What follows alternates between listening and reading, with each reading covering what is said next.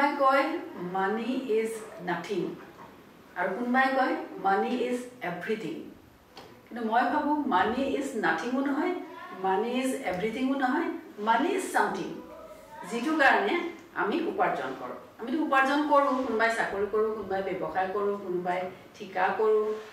কোনোবাই কোচিং কৰোঁ যিয়ে নকৰোঁ আমি উপাৰ্জন কৰোঁ আৰু উপাৰ্জনৰে আমি উপাৰ্জনটো হৈছে আমি মানে আমি টকা ঘটো সহজ ভাষাত কিন্তু টকাৰে টকা ঘটিব পাৰিনে নোৱাৰি সেইটো এটা প্ৰশ্ন এই যে আমি কেনেকে টকা ঘটিব পাৰোঁ সৎপথত থাকি আমি কেনেকে ধনী হ'ব পাৰোঁ এই বিষয়ে জানিবৰ কাৰণে মই এজন বিশেষ ব্যক্তিক আজি আমন্ত্ৰণ জনাইছোঁ আৰু যিজন ব্যক্তিক আমন্ত্ৰণ জনাইছোঁ তেওঁৰ কৰ্মক্ষেত্ৰৰ পৰিসৰ ইমান ব্যাপক যে তেওঁৰ কৰ্মক্ষেত্ৰৰ পৰা এটা দিশত আমি এই কথাখিনি জানিবলৈ চেষ্টা কৰিম কাৰণ তেওঁ এজন অসমৰ প্ৰখ্যাত জনপ্ৰিয় কবি গল্পকাৰ ঔপন্যাসিক আবৃত্তিকাৰ আৰু তেওঁ এজন অৰ্থনৈতিক বিশ্লেষক গৌতম প্ৰসাদ বৰুৱাক মই আজি মোৰ অনুষ্ঠানলৈ আমন্ত্ৰণ জনাই আনিছোঁ যাতে আপোনালোকে জানিব পাৰে যে কেনেকৈ আমি কম সময়ত আমাৰ উপাৰ্জনৰে দৰমহাৰে কেনেকৈ আমি ধনী হ'ব পাৰোঁ গৌতম দা আপোনাক মোৰ অনুষ্ঠানলৈ অহাৰ কাৰণে বহুত ধন্যবাদ জনাইছোঁ আৰু আমি আমাৰ দৰ্শকসকলে যিখিনি কথা জানিব বিচাৰিব আপোনাৰ পৰা আপোনাৰ এই দিশটো অৰ্থনৈতিক বিশ্লেষক হিচাপে আৰু সঞ্চয় আৰু বিনিয়োগত যে দক্ষতাৰে মানুহে কেনেকৈ আগবাঢ়িব পাৰে এই বিষয়ত মই প্ৰথম পোনপটীয়া প্ৰশ্ন আপোনালৈ যে উপাৰ্জন কৰা মানে যিবিলাক ফিক্স ইনকাম গ্ৰুপৰ যিখিনি মানুহ যে এটা নিৰ্দিষ্ট উপাৰ্জনৰে ধনী কেনেকৈ হ'ব পাৰিব আমাৰতো এটা দৰমহা কম মই আৰু জীৱনত কেতিয়াও ধনী হ'ব নোৱাৰিম এনেকুৱা ধৰণৰ মনোবৃত্তি এটাতো আমাৰ থাকেই মানুহৰ কিন্তু ধনী হ'ব নোৱাৰিনে আচলতে কম দৰমহা পালে বা এটা ৰিজনেবল দৰমহাটো হ'বই অতি সুন্দৰ এটা প্ৰশ্ন দি আৰম্ভ কৰিছা তুমি মাইনী মই বৰ ভাল পাইছোঁ এইটো কাৰণে যে আমি সকলোৱে চাকৰি কৰোঁ 35 বছৰ বা 36 বছৰ এতিয়া এটা মানুহে চাকৰিত সোমাব পাৰে ইঞ্জিনিয়াৰেই হওক বা এজন গ্ৰেজুৱেটেই হওক তেওঁলোকে ইঞ্জিনিয়াৰিং পাছ কৰি পেলাই 25 বছৰৰ আগতেতো চাকৰিত সোমোৱা অসম্ভৱ ভাল চাকৰি কৰিবলৈ 25 বছৰৰ পৰা 60 বছৰলৈ 35 বছৰীয়া এটা যাত্ৰা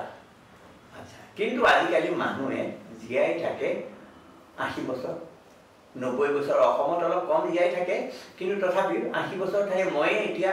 83 বছৰ হৈ 6 মাহ বাদ হৈ গ'ল অৰ্থাৎ মই আৰু 6 মাহ পিছতে 84 বছৰ হ'ব মোৰ বয়স আপুনি গম নাপায় জীয়াই মানে আপুনি আপোনাৰ বয়সটো কৈ নিদিলে গম নাপায় আৰু কিন্তু চাকৰি কৰিছিলোঁ আমি 60 বছৰলৈকে 60 বছৰলৈকে দৰমহা পাওঁ খাওঁ তো বাকী এতিয়া মোৰ এই যে ইমান বয়স হ'ল এই ইমান মানে তৃতীয় দশক আৰম্ভ হ'ল মই ৰিটায়াৰ কৰা গতিকে সেইখিনিলৈকে কোনে খুৱাব চাকৰি কৰোঁতে ল'ৰা ছোৱালীক পঢ়োৱা ল'ৰা ছোৱালীক বিয়া দিয়া ফুৰিবলৈ যোৱা ঘৰ বনোৱা সেইবিলাক কৰি যদি লোৱাও হয় কেইটামান কাম থাকি যায় কি কাম থাকি যায় যে মেডিকেল এক্সপেন্সেছ আজিকালি মেডিকেল এক্সপেন্সেছটো বহুত হৈ যায় এখন হস্পিটেলত সোমাই গ'লে 5 লাখৰ কমত ওলাই অহা দিগদাৰ যদি জীয়াই থাকে গতিকে আমি সকলোৱে সঞ্চয় কৰিব লাগিব ভৱিষ্যতৰ কাৰণে আৰু এই ভৱিষ্যতৰ কাৰণে কৰিবই লাগিব এজন ক্লাৰ্ক হ'লেও কৰিব লাগিব এজন এক্সিকিউটিভ হ'লেও কৰিব লাগিব এজন ডেপুটি কমিশ্যনাৰ হ'লেও কৰিব লাগিব এজন বিদেশত কাম কৰা মানুহ হ'লেও কৰিব লাগিব দেশত কাম কৰা মানুহ হ'লেও কৰিব গতিকে সঞ্চয়টো আটাইতকৈ প্ৰয়োজনীয় প্ৰথম কথা হ'ল সঞ্চয় কৰিব লাগিব এতিয়া কথা হ'ল সঞ্চয় বুলি ক'লে সাধাৰণতে ছেভিংছত মানে দৰমহাটো পালে আৰু ছেভিংছত জমা হৈ থাকিলে সেইটোৱে মানে দিবনে গোটেই ভৰসা তাতেই কৰিব পাৰিনে যে মই দৰমহা পাইছোঁ ছেভিংছত যে 3% বা কিবা এটা মই মানে পইচা পাই আছোঁ কিন্তু ইনফ্লেশ্যনটো মুদ্ৰাস্ফীতিটো যেনেকৈ বাঢ়িছে সেই ছেভিংছৰ পইচাখিনিৰে আজি যিটোৰ দাম 100 টকা কাইলৈ মানে অহা মাহত 105 টকাকৈ যেতিয়া বাঢ়িব তেতিয়া মইতো চলিব নোৱাৰিম সেইখিনিৰে তাৰ বাহিৰে কি মানে বেছিভাগে কিন্তু ছেভিংছে কৰে হয় হয় বেছিভাগে ছেভিংছে কৰে ছেভিং বেংকত হয় ছেভিং বেংকত গ'লেতো ইনফ্লেশ্যন আগতে এতিয়া অলপ কমিছে এতিয়া ইণ্ডিয়াৰ ইনফ্লেশ্যন যথেষ্ট কম প্ৰায় 5%ৰ অকণমান ওপৰত আৰু কিন্তু এটা সময়ত আছিল আমাৰ 8% 9% কিন্তু আমাৰ হেৰি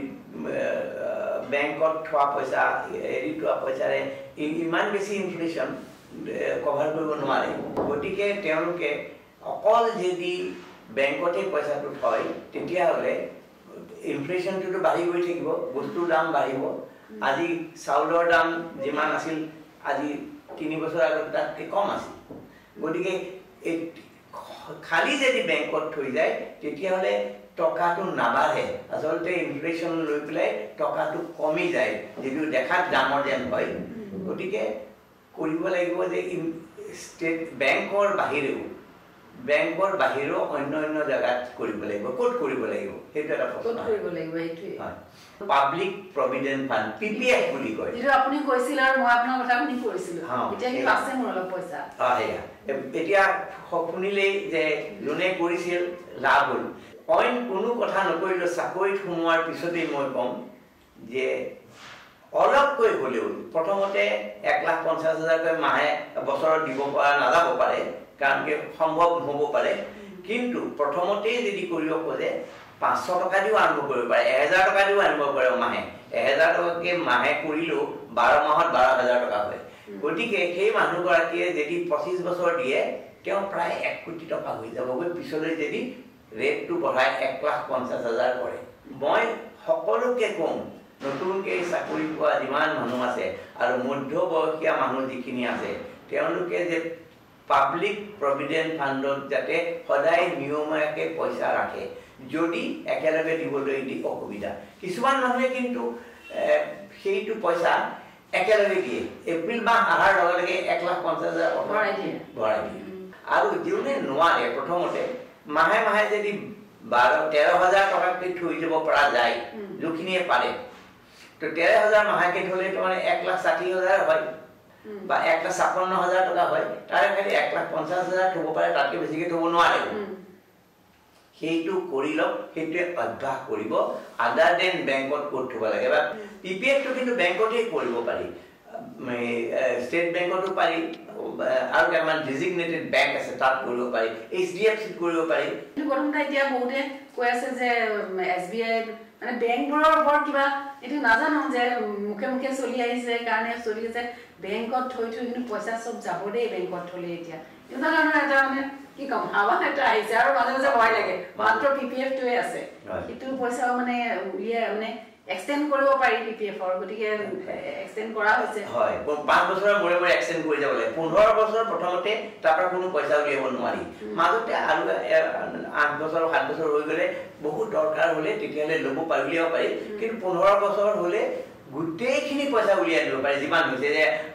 প্ৰায় 70 লাখ টকা হ'ল সেই টকাটো উলিয়াই দিব পাৰি খুব দৰকাৰ নপৰিলে সেইখিনি টকা যাতে নুলিয়াই কোনেও তেওঁলোকে যদি 5 বছৰৰ মূৰে মূৰে এক্সটেন্ড কৰি যায় তেতিয়াহ'লে আপোনালোকে 1 কোটি কিয়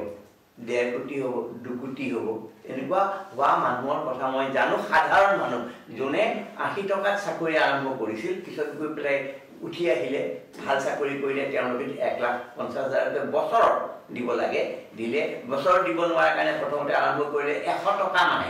তেতিয়া 100 টকা আছিল এতিয়া 500 টকাকৈ দিব লাগে গতিকে তেওঁলোকৰ ইতিমধ্যে 1 কোটি টকা হৈ গ'ল যাৰ 20 বছৰ হৈ গৈছে বা 15 বছৰ বেছি হৈ গৈছে তেওঁৰ তাত 40-50 লাখ টকা হ'ব লগে লগে 20 লাখ টকা পাব কিমান দিনৰ মূৰত পাব আজি ৰাতিপুৱা ক'লে আবেলি সময়ত আপোনাৰ একাউণ্টত পইচা জমা হৈ যাব আৰু বেংকৰ কথাটো কওঁ এটা সময়ত আমাৰ সকলোৱে ভাবিছে বেংক ফেইলিয়ৰ বোলা বস্তু এটা আছিল বেংকবিলাক নাইকিয়া হৈ গৈছিল গতিকে মানুহে ভয়ত আছিল আজিকালি চৰকাৰে এনেকুৱা কিছুমান স্কিম কৰিছে যে বেংকবিলাক ফেইল নহয় আৰু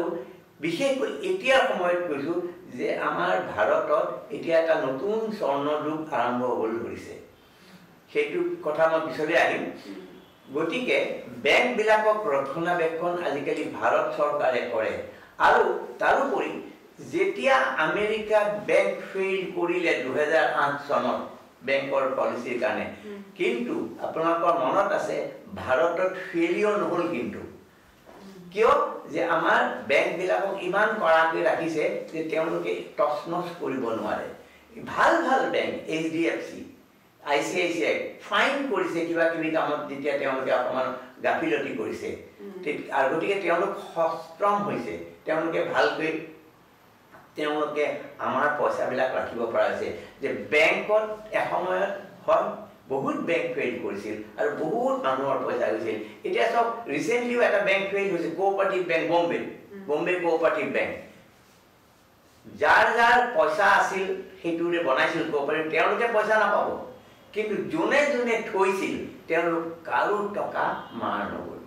এইটো এটা কম ডাঙৰ কথা নে গতিকে বেংকত পইচা থলে যে আজিকালি টকা মাৰ নাখায় আপোনালোকৰ এটা মনত ৰাখিব যে বেংকত পইচা থলে মাৰ নাখায় কাৰণ এইটো বহুতবাৰ মই মোৰ বন্ধু বান্ধৱৰ মাজতে শুনিছোঁ এইটো কথা গৌতম দা আৰু এখন কিতাপ কেনেকৈ মই ধনী হ'ম এইখন যে এই কিতাপখন আৰু গৌতম দা গোটেইখিনি কিতাপেই আচলতে আপোনাৰ লগত কথা পতাৰ উপৰিও আপোনাৰ কিতাপখিনিৰ কথা মই জনাই দিব বিচাৰিছোঁ এইখন বি এ মিলিয়নাৰী ইমান সুন্দৰ এইখন ইউএছত এইখন মোৰ ইউএছত ছপা কৰা ইউএছৰ হেৰি কৰিছে পাব্লিছাৰে কৰিছে পাব্লিছ সেইকাৰণে কিতাপ বৰ ধুনীয়া এখন কিতাপ বাহিৰত আমেৰিকাতে বেছি চলে আমাৰ ইণ্ডিয়াতো চলে কিন্তু অসমত খুব কম চলে সেইটো কাৰণে হৈছে মোক কৈছিল বহুতে যে আপুনি ইংৰাজী কিতাপ লিখিছে আমিতো নাজানিম কেনেকৈ কি কৰিব লাগে আমাৰ ইমান দক্ষতা নাই ইংৰাজী পঢ়ি পেলাই কৰিবৰ কাৰণে সেইকাৰণে মই অসমীয়াত লিখিবলৈ লৈছিলোঁ এই সঞ্চয় আৰু বিনিয়োগৰ কথা আৰু এখন লিখিছে আপুনি মিতব্যয়িতা আৰু সঞ্চয় হয় মিতব্যয়িতা পঢ়াশালীয়ে নিশিকালে এইখন হয় আগতে এনেকুৱা হৈছিল টকাৰ কথা ঘৰত ক'বলৈ ভয় কৰিছিল কাৰণ ক'বলৈ হাক দিছিল যে মাক দেউতাকে কোনো শিক্ষা নিদিছিল যে টকাৰ কথা কৈ সেইটো এনেকুৱা টকাৰ কথা কৈ থকা ল'ৰা এজনী মোৰ কি হ'ল সেইকাৰণে অৰ্থ অনৰ্থৰ মূল বুলি কৈছিল আপুনি কিতাপ লিখিছে অৰ্থ সামৰ্থ্যৰ মূল অৰ্থ অনৰ্থৰ মূল বুলি পেলাই আমাৰ অসমীয়া মানুহে কেতিয়াও টকাৰ কথা ঘৰত নাপাতিছিল ল'ৰা ছোৱালীৰ লগত কিন্তু সেইটোৱে মই কৰিলোঁ এই কিতাপখন দেখুৱাইছে অৰ্থ সামৰ্থ্যৰ মূল অৰ্থ নোহোৱাকৈ থাকিব পৰা মানুহ হ'ল সন্যাসী বা পগলা মানুহখিনি আৰু এটা মই প্ৰশ্নলৈ আহিছোঁ সেইটো হৈছে কি যে আমাৰ এটা ভুল ধাৰণা বহুতৰ মাজত আছে শ্বেয়াৰ মাৰ্কেটৰ ওপৰত শ্বেয়াৰ মাৰ্কেটৰ বিনিয়োগটো খুব ভাল বিনিয়োগ কিন্তু বহু ক্ষেত্ৰতে ইয়ং মানুহেও কোৱা শুনিছোঁ আগৰখিনি বাৰু বেলেগ কথা ইয়ং ল'ৰা ছোৱালীও কোৱা যায় শ্বেয়াৰ মাৰ্কেটৰ ৰিস্ক ল'ব নোৱাৰি দেই শ্বেয়াৰ মাৰ্কেটটো মানে সেই বস্তুটো কিয় হয় মানে অকণমান কৈ দিব নেকি শ্বেয়াৰ মাৰ্কেটৰ বিনিয়োগটো এইটো আচলতে ডেকা ল'ৰা ছোৱালীখিনিৰ কাৰণে এইটো আমাৰ অজ্ঞানতাৰ কাৰণে হৈছে আমাৰ অসমত শ্বেয়াৰ মাৰ্কেট নাই অসমততো শ্বেয়াৰ মাৰ্কেট নাছিল কিন্তু এতিয়া আৰু অসমত থাকক বা উৰিষ্যাত নাথাকক সেইটোলৈ প্ৰশ্ন নহয় শ্বেয়াৰ মাৰ্কেটত মানুহখিনিয়ে ভয় কৰিছিল এইকাৰণে যে আগতে তেওঁলোকে শ্বেয়াৰ মাৰ্কেটত যিখিনি টকা জমা দিয়ে বা লয় সেইখিনি টকা এবছৰ দুবছৰৰ মাজতে ভিতৰতে উলিয়াই পেলাব খোজে এই একো বাধা নাই দেখোন এই কমি গ'ল দেখোন শ্বেয়াৰ মাৰ্কেটত উঠা নমাটো সেইটো এটা শ্বেয়াৰ মাৰ্কেটৰ লক্ষণ যে যেনেকৈ এজন মানুহ ডাঙৰ হ'লে তেওঁ খালি বাঢ়িয়ে গৈ থাকে তেওঁ আগতে আছিল দুফুটীয়া এফুটীয়া তাৰপিছত গৈ পেলাই 6 ফুটীয়া 6.5 ফুটীয়াও হয় নহয় কিন্তু শ্বেয়াৰ মাৰ্কেটখন নহয় শ্বেয়াৰ মাৰ্কেটখন ওপৰলৈ উঠি যায় গৈ পেলাই আকৌ ঢপকে পৰে আকৌ অকণমান উঠি যায় ঢপকে পৰে মই এটা উদাহৰণ দিম শ্বেয়াৰ মাৰ্কেটত আমাৰ ইয়াৰ ইণ্ডিয়ান শ্বেয়াৰ মাৰ্কেটত 2000 চনত আটাইতকৈ বেছিকৈ উঠিছিল তাৰপিছত 2008ত আমেৰিকাত কেলেংকাৰী হ'ল বেংকৰ মাৰ্কেট পৰি গ'ল পৰি যোৱাৰ লগে লগে আমাৰ ভাৰতত পৰিলে গতিকে যিখিনি মানুহে 2008ৰ জানুৱাৰীত কৰিছিল 2008ৰ অক্টোবৰ মাহত সেইখিনি প্ৰায় 45% পৰি গ'ল দেখিলে গ'ল মোৰ চব টকা গ'ল কিন্তু আচলতে তেখেতসকলৰ টকা যোৱা নাছিল কিয় যোৱা নাছিল কোনোবাই যে 2 লাখ বা 3 লাখ টকা যেতিয়া 2000 চনত যদি কৰিলে 2008ত সেই টকাটো গৈ পেলাই প্ৰায় 4 লাখ টকামান হৈছিল 20 টকা মানুহৰ মনত বৰ আনন্দ কিন্তু যেতিয়া পৰিলে 45% পৰি গ'ল নহয় সেই 4 লাখ টকা গৈ পেলাই প্ৰায় 1,80,000 হওঁতে ক'লে এই মোৰতো চব পইচা গ'ল আকৌ আৰু পৰিব পাৰে বুলি পেলাই সেই পইচাটো উলিয়াই দিলে কিন্তু যেতিয়ালৈকে তেওঁ উলিওৱা নাছিল তেওঁৰ 2 লাখ টকা জমা আছিল আকৌ 2008 চনৰ পৰা যেতিয়া 2016 হ'ল সেই 2 লাখ টকা গৈ পেলাই 8 লাখ টকা হ'ল এই একেখিনি যদি যিখিনি মানুহে নুলিয়ালে সেইখিনি মানুহে 8 লাখ টকা পালেগৈ 2000 মই এটা ৰিচাৰ্চ কৰি উলিয়াইছিলোঁ যে আমাৰ ইণ্ডিয়াৰ শ্বেয়াৰ মাৰ্কেটখন প্ৰতিটো 7 বছৰৰ মূৰে মূৰে পিকত উঠাৰ লগে লগে পৰে তাৰপিছতে তেনেকৈ 2000 চনত আছিল হায়েষ্ট 2008ত গৈ ফল কৰিলে আকৌ 2008ৰ পিছত 7 যোগ দিয়ক 2015 আকৌ ফল কৰিলে 2015 লগত 7 যোগ দিয়ক 7 বছৰ 2022ত আকৌ ফল কৰিলে ক্ৰেশ হয় তাৰমানে এতিয়া 2022ৰ পিছত হ'ব আকৌ 7 বছৰ 2029ত মোৰ হিচাপত আকৌ মাৰ্কেট ক্ৰেশ কৰিব মানে তাৰ আগতে টপত থাকিব তেতিয়া ক্ৰেশ কৰিব পাৰিব গতিকে আপোনালোকে যদি এতিয়াও শ্বেয়াৰ মাৰ্কেটত যোগ নিদিয়ে আপোনালোকে ইমান এটা সুন্দৰ সুযোগ হেৰুৱাব মই সেইকাৰণে আপোনালোক সকলোকে এপিল কৰিম তুমি ভাল কথা মোক সুধিলা এপিল কৰিম যে আপোনালোকে এতিয়া যদি শ্বেয়াৰ মাৰ্কেটত সোমায় তেতিয়াহ'লে আপোনালোকে আপোনালোকৰ ঠিক যিখিনি 25 বছৰীয়া মানুহ আছে আৰু 7 বছৰ বয়সত তেখেতসকল 32 বছৰ হ'ব যদি কিছু পইচা জমাব পাৰে তেওঁলোকে বেষ্ট ধনী হ'ব পাৰিব আমি শিখৰ ফালে আহিছো আৰু কম যে আপুনি মানে সহজতে ধনী হোৱাৰ ইচ্ছাটো চবৰে থাকে ধনী হোৱাটো ইমান সহজো নহয় আৰু ইমান টানো নহয় নহয় জানো আপুনি এটা মানে ফৰ্মুলা এনেকুৱা এটা দি দিব পাৰিব যে 5 বছৰত ধনী হ'ব পাৰে তেনেকুৱা আচলতে মানুহে মনত ৰাখক আপোনালোকে যদি আজি 1 লাখ টকা ইনভেষ্ট কৰে শ্বেয়াৰ মাৰ্কেটত মই নিশ্চিত যে আজিৰ পৰা 5 বছৰ পিছত এইটো হ'ল 2024 নহয় তাৰ লগত 2028 লৈকে মই কৈছিলো 2029ত হেৰি হ'ব এদি কয় আকৌ ক্ৰেশ হ'ব পাৰে দে মইতো আৰু সৰ্বজান্তা নহয় মোৰ ৰিচাৰ্চ মতে যিটো পাইছো 7 বছৰ যোগ দি পেলাই যে 2019ত আকৌ ক্ৰেশ কৰিব মানে ওপৰলৈ যাব তেতিয়াহে ক্ৰেশ কৰিব পাৰিব 2028ত আপুনি যদি আজি 2 লাখ টকা ইনভেষ্ট কৰিব পাৰে বা 1 লাখ কৰিব পাৰে আপোনাৰ 2028ত সেই টকা 2 লাখ হ'ব সেইটো মই গ্যাৰান্টি দিছো 2 লাখ টকা এদিকৈ হ'ব নিশ্চিতভাৱে কিয় আমাৰ এই মাৰ্কেটখন এতিয়া বাঢ়ি গৈ আছে এতিয়া আমাৰ ইনফ্লেশ্যন আটাইতকৈ কম আৰু এতিয়া ৰেট অফ ইণ্টাৰেষ্ট এতিয়া হাইয়েষ্ট পিকত আছে ইয়াতকৈ আৰু বেছি নাযায় এতিয়া গতিকে ৰিজাৰ্ভ বেংকে এই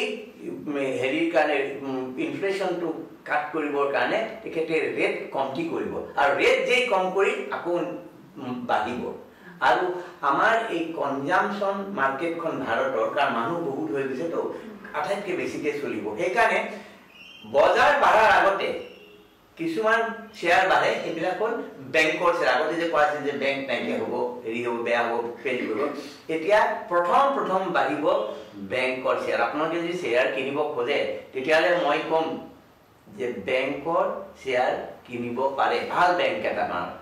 যেনে HDFC যেনে ICICI যেনে মহেন্দ্ৰ এটা বেংক আছে সেই বেংকৰ কিনিব পাৰে আৰু তেতিয়াহ'লে আপোনালোকৰ ভাল হ'ব কাৰণ মই ভাবোঁ তাৰ ভিতৰতে HDFC কৰাই ভাল আৰু ষ্টেট বেংক অফ ইণ্ডিয়া এইকেইটা নাম কৈছোঁ কিন্তু আপোনালোকে মোৰ মুখৰ কথা শুনি যাতে ইনভেষ্টমেণ্ট নকৰে আপোনালোকে অকণমান পঢ়িব লাগিব সকলো কাম একো নকৰাকৈ হ'ব নোৱাৰে নহয় এজন মানুহে যেনেকৈ উন্নতি কৰিব নোৱাৰে নিজে ভালকৈ কাম নকৰিলে ঠিক তেনেকৈ নপঢ়িলে যে শ্বেয়াৰ মাৰ্কেটৰ পইচাও বঢ়াব নোৱাৰি পঢ়িব লাগিব আপোনালোকে মই নামকেইটা কৈ গ'লোঁ যাতে আপোনালোকে বেংকৰ চাই লয় পাঞ্জাৱ নেশ্যনেল বেংকৰ কথাও কোনোবাই কৈছিল মোক হ'ব পাৰে কিন্তু মই ভাবোঁ ষ্টেট বেংক অফ ইণ্ডিয়া আৰু ICICI ইয়াৰ ভিতৰত ICICI আৰু ষ্টেট বেংক অফ ইণ্ডিয়াৰ শ্বেয়াৰ মাৰ্কেটৰ শ্বেয়াৰৰ ভেলু কম গতিকে এইখিনি সময়ত আপোনালোকে কিনিলে আগলৈ ভাল পাব পাৰে এই কেইটামান শ্বেয়াৰ কিন্তু আপোনালোকে মোৰ মুখৰ কথা নিৰ্ভৰ নকৰি কোনো এটা বিজ্ঞ বেংকলৈ যাওক আপোনালোকৰ ডিমেট একাউণ্ট হ'ব লাগিব আজিকালি ডিমেট একাউণ্ট হয় আৰু আপুনি তেওঁলোকক দিলে তেওঁলোকে পঠিয়াই দিব তেওঁলোকে কিনিব আৰু তেওঁলোকে আপোনালোকৰ নামত কিনিব আৰু আপোনালোকে টেলিফোন কৰি দিলেই তেওঁলোকে এটা লিংক পঠিয়াই দিব মই বিক্ৰী কৰিব খুজিছোঁ বুলি তাৰ 3 দিনৰ মূৰতে আপুনি টকাটো পাব শ্বেয়াৰ মাৰ্কেটত এতিয়া আগৰ নিচিনাকৈ বেংক নহয় আপোনালোকৰ শ্বেয়াৰ মাৰ্কেটটো খুব ভালকৈ কণ্ট্ৰল হয় গতিকে মই ভাবোঁ যাৰ অলপ বেছি টকা আছে 20 লাখ টকা থাকিলে 40 লাখ টকা হ'ব 5 বছৰৰ মূৰত যাৰ 2 লাখ টকা আছে তাৰ 4 লাখ হ'ব যোনে 1 লাখ দিব পাৰে তেওঁ হ'ব আৰু এটা কথা আছে আপোনালোকৰ যদি বেছি টকা নাই মাজে মাজে পায় যেনে চাকৰিয়াল মানুহ মাজে মাজে পায় গতিকে সিপ বুলি কয় সিস্টেমেটিক ইনভেষ্টমেন্ট প্ল্যান মানে অলপ মানে আপনি 1 লাখ টকা দিব খুজিছেতো সেইখিনিকে 12 দি হৰণ কৰক ইমানখিনি টকা দিব লাগিব তে মাহে মাহে ইমান টকা কে দিব আৰু যোনে পাৰে একেলেঠাৰিও দিব পাৰে কিন্তু এসআইপি দিলে ভাল হয় আৰু এটা কথা কৈ যাওঁ হঠাৎ যদি দৰকাৰ হয় পইচা আমি 5 বছৰ ইমান টকা হ'ল কিন্তু মোৰ এটা পইচা দৰকাৰ নাই মই নুলিয়ম তাৰ পিছতে 5 বছৰৰ পিছত বা 4 বছৰৰ পিছতে অকমান দৰকাৰ হ'ল বা 3 বছৰৰ পিছতে অলপ দৰকাৰ হ'ল 3 বছৰ আগতে যিখিনি মানুহে পইচাটো উলিয়াৰ এটা আশা কৰে তেখেতসকলে মোৰ এই কথাবিলাক নুশুনিব তেওঁলোকে এইখিনি কথা বুজি নাপালে 3 বছৰ আগতে কৰিলে তেওঁলোকৰ লোকসান হ'ব গতিকে এইখিনি মানুহে ইনভেষ্ট কৰে যিখিনি মানুহে সেইখিনি টকা অন্ততঃ 5 বছৰ ৰাখিব পাৰে গতিকে তাৰ পিছতো আপোনাৰ 3 বছৰ পিছত যদি আপোনাৰ কিবা টকা দৰকাৰ হ'ল আপুনি উলিয়াব পাৰে তাৰ পৰা কেনেকৈ হেতু কয় SWP সিস্টেমেটিক উইথড্ৰয়েল প্ল্যান যোনে আপোনাৰ এইটো কৰিছে তেওঁলোকক জনাই দিব সেই জনাই দিয়া মানুহজনক কও যে মোক মাহে এই 500 টকা কে বা 5000 টকা কে দিব পাৰে নেকি মোৰ এটা ঘৰুৱা খৰচ আহিছে যাক মই মাহে মাহে 5000 টকা লাগে পৰ এবছৰৰ কাৰণে তেওঁলোকে সুন্দৰকে তেওঁলোকক এই ব্যৱস্থাটো কৰি দিব আৰু তাৰ পৰা 5000 টকা ওলাই যাব আপোনাৰ আন কৰা টকাৰ পৰাই দিব এইটো কয় সিস্টেমেটিক উইথড্ৰয়েল প্ল্যান গতিকে তেনেকুৱা ধৰণৰ কিছুমান সিস্টেম আছে আপোনালোকে কোড কেনেকৈ জানিব আপোনালোকে জানিব লাগিব গতিকে ইয়াত কিছুমান এটা খুব ভাল কোম্পানী আছে ইণ্ডিয়াত তেজি মন্দি বুলি এটা আছে খুব ভাল কোম্পানী চলাই কিন্তু বম্বে আমাৰ ইয়াতো কৰবাত তেওঁলোক অফিচ থাকিব পাৰে তেওঁলোকৰ তাত গৈ পেলাই ক'ব পাৰে নহলে আপুনি ICICI বেংকলৈ যাওক তাত এটা শেল আছে য'ত খালি শেয়াৰ মাৰ্কেটে ডিল কৰে ষ্টেট বেংকত যাওক তাৰে মেনেজাৰৰ লগত দেখা কৰক তেওঁলোকৰ এজন এক্সিকিউটিভ আছে তেওঁ সেইবিলাক চাই তেওঁলোকে আপোনালোকক ক'ব যে আপোনালোকৰ যদি ষ্টেট কোনো শেয়াৰ মাৰ্কেটৰ কাৰণে আজিকালি ডিমেট একাউণ্ট খুলিব লাগে সেই ডিমেট একাউণ্টৰ ব্যৱস্থা তেওঁলোকেই কৰি দিব এই এবাৰ যাব তাৰপিছত ঘৰৰ পৰা চব কৰিব আজিকালি টেলিফোনতে চব হয় গতিকে বাৰে বাৰে বেংকলৈ গৈ থাকিব দৰকাৰ সহজ হয় গতিকে এইটো কৰিলে মই ভাবোঁ খুব ভাল হ'ব আৰু এইখিনি সময়ত আপোনালোকে এই সুযোগটো নেহেৰুৱাব যিটো সময়ত আপোনালোকক এতিয়া কোটিপতি কৰাৰ এটা সময় আহিছে যাৰ টকা আছে কাৰণ টকাৰ পৰাহে টকা হ'ব মানে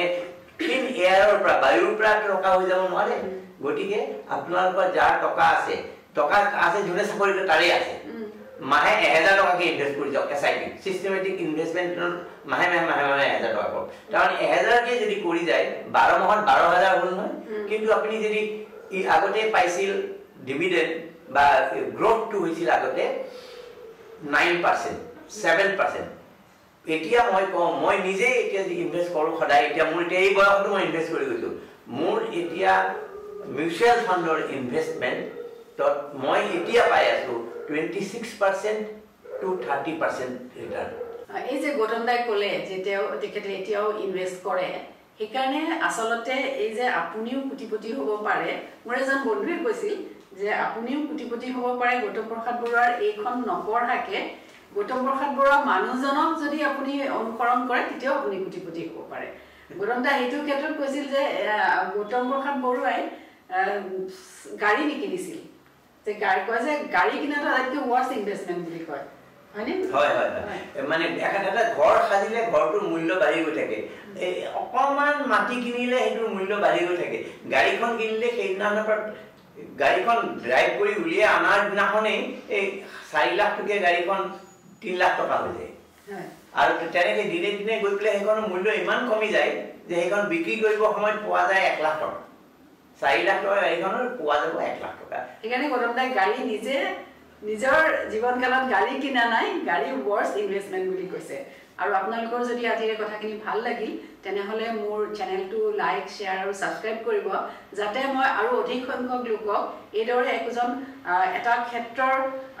একদম এক্সপাৰ্ট বিশিষ্ট ব্যক্তিক মাতি পেলাই আপোনালোকক কিছু সহায় কৰিব পাৰো গৌতম দা বহুত ধন্যবাদ আপুনি আহি মই তোমাক ধন্যবাদ দিওঁ যে তুমিও মোৰ সহযোগী হ'লা অসমৰ ডেকা ল'ৰা চামক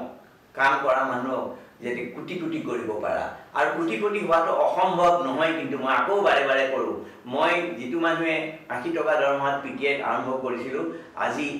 মই নিজে কিমানখিনি অৰ্জন কৰিবলৈ সমৰ্থ হৈছোঁ আপোনালোকো পাৰিব মই যদি পাৰিছোঁ গতিকে সেইখিনি কৰোঁ তুমি শেষ কৰা এতিয়া থ্যাংক ইউ গৌতম দা মই শেষত এটা কথাই ক'ম যে আপুনিও কোটিপতি হ'ব পাৰে